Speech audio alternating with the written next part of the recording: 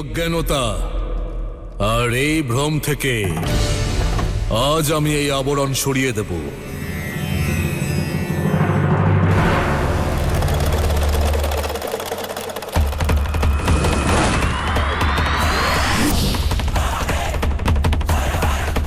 অগ্নি যা কাউকে উষ্ণতা প্রদান করে, কাউকে সুখ প্রদান করে, কারোর ভোজন রন্ধনে এবং ক্ষুধা নিবৃত্তির মাধ্যম হয়ে ওঠে। কিন্তু যখন এই অগ্নিরই অপপ্রয়োগ করা হয়, তখন জীবন প্রদানকারী এই অগ্নি জীবন হরণ করে নেয়, সবকিছু জ্বালিয়ে পুড়িয়ে ভস্ম করে দেয়। অর্থাৎ অগ্নি না তো সদর্থক হয় আর না নেতিবাচক হয়। এর রূপ, এর স্বরূপ নির্ভর করে নিয়ন্ত্রণকারীর ভাবের ওপর। অগ্নির মাধ্যমে উনুন জ্বালাতে পারো, আবার চাইলে চিতা জ্বালাতে পারো।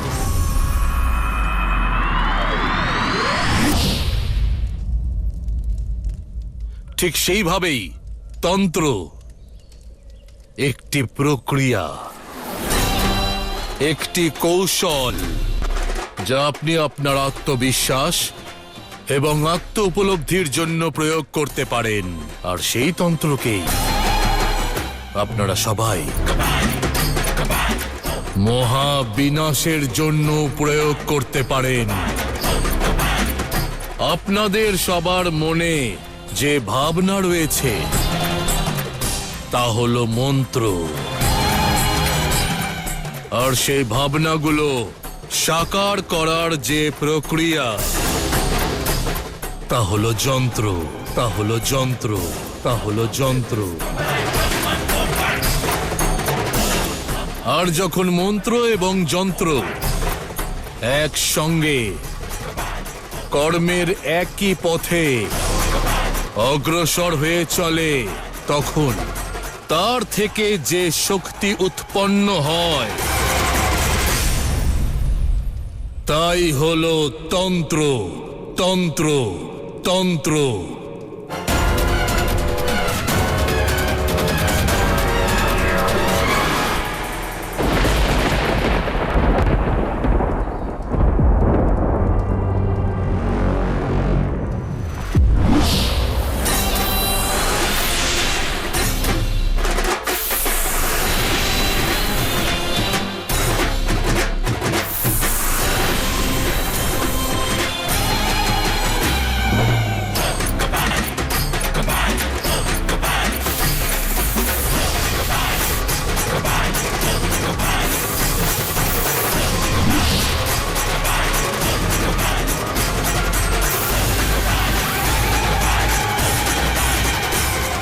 মণি, এটাই সুযোগ।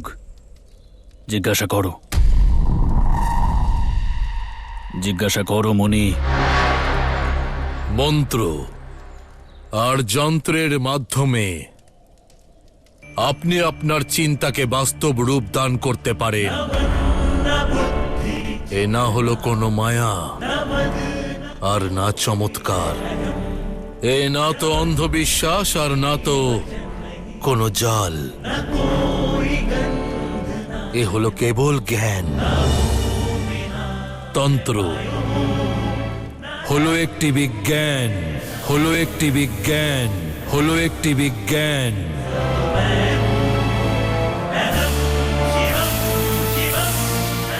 প্রভু, আমরা তন্ত্রকে সবসময় মায়াই ভাবতাম, কিন্তু আজ জানতে পারলাম এও এক বিদ্যা, বিজ্ঞান। যখন একজন ভক্ত পুজোর থালা হাতে নিয়ে আসে, নিজের ঈশ্বরের আরতি করে, তখন যে শুদ্ধ মনে এবং পূর্ণ শ্রদ্ধাপূর্বক সেই আরতি করা হয়, সেই আরতিও হলো এক তন্ত্র, সাত্ত্বিক তন্ত্র। সকল যজ্ঞে সমর্পিত সকল আহুতিও হলো তন্ত্র। তা হলো রাজসিক তন্ত্র। আর যেখানে আত্মার সম্পূর্ণ সমর্পণ করা হয়, সকল ইচ্ছা ত্যাগ করার জন্য আত্মা প্রস্তুত হয়ে ওঠে, সেই তন্ত্র হলো শিবতন্ত্র, তামসিক তন্ত্র। জিজ্ঞাসা করো। তামসিক মানে তো খুবই অশুভ, যা অসুরদের শোভা পায়। এ তো পাপ, তাই না প্রভু?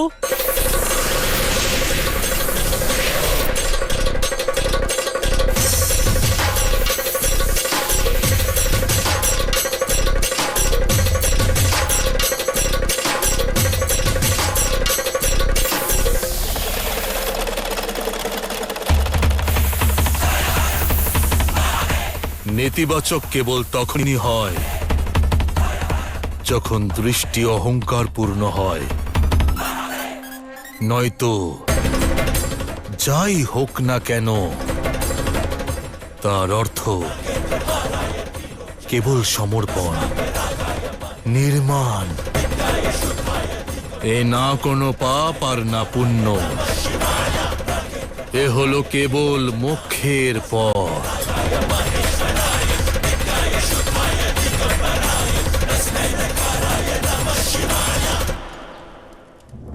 জিজ্ঞাসা করো মুনি।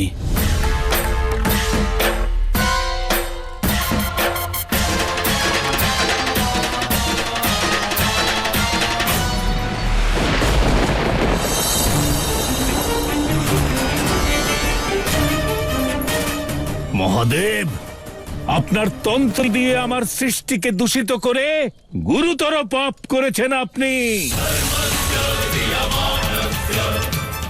আমি আসছি শিব, আমার সংসারকে তোমার প্রভাব মুক্ত করতে, একে তন্ত্রমুক্ত করতে, তন্ত্রমুক্ত করতে, তন্ত্রমুক্ত করতে।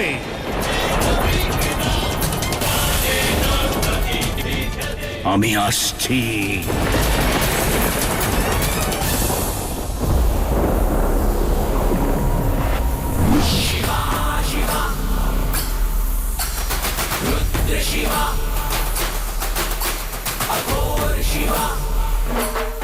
এই দুই ত্রিকোণ পুরুষ এবং প্রকৃতির সঙ্গে যুক্ত। কি ভাবছো মুনি? জিজ্ঞাসা করো। কিচ্ছু হবে না মুনি, আমি আছি তো।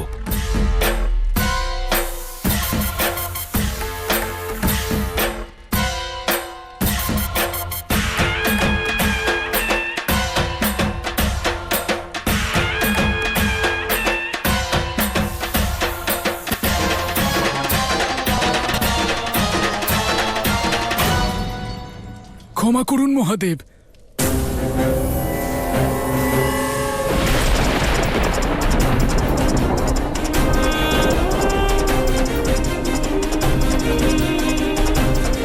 শিবতন্ত্রের সঙ্গে যুক্ত একটি প্রশ্ন করতে পারি?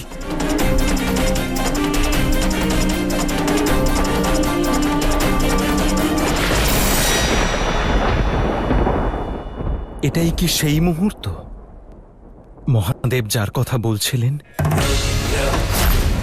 সেই মুহূর্ত আসন্ন নারায়ণ, যখন আমার এক অবোধ ভক্ত আমাকে এমন এক প্রশ্ন করবে যা সর্বনাশের পথ উন্মুক্ত করবে।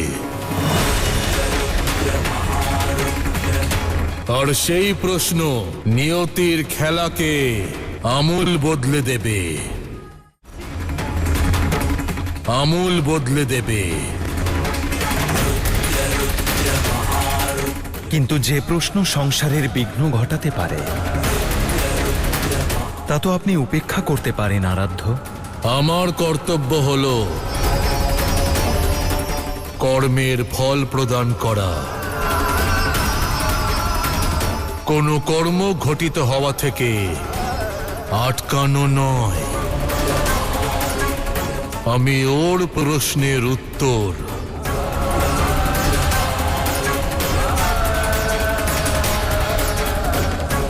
অবশ্যই দেব।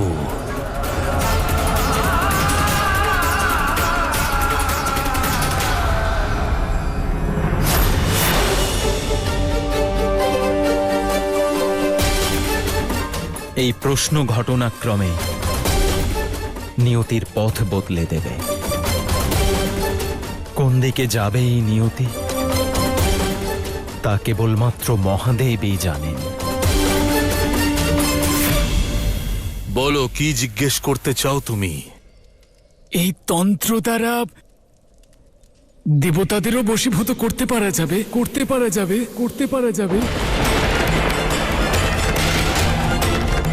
তাদের শক্তিও কি নিয়ন্ত্রণ করতে পারা যাবে?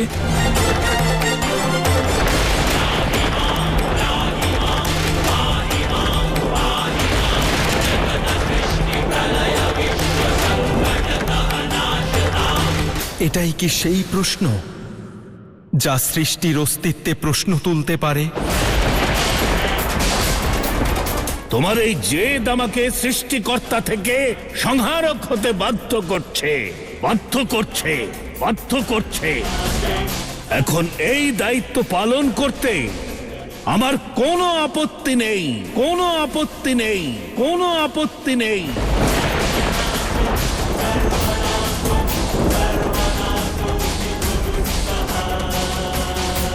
যদি কেউ একাগ্র চিত্তে তন্ত্র অভ্যেস করে, তখন ঈশ্বরকে নিয়ন্ত্রণ করার এবং দেবতাদের অধীনস্থ করার শক্তি সেই ব্যক্তির মধ্যে চলে আসে।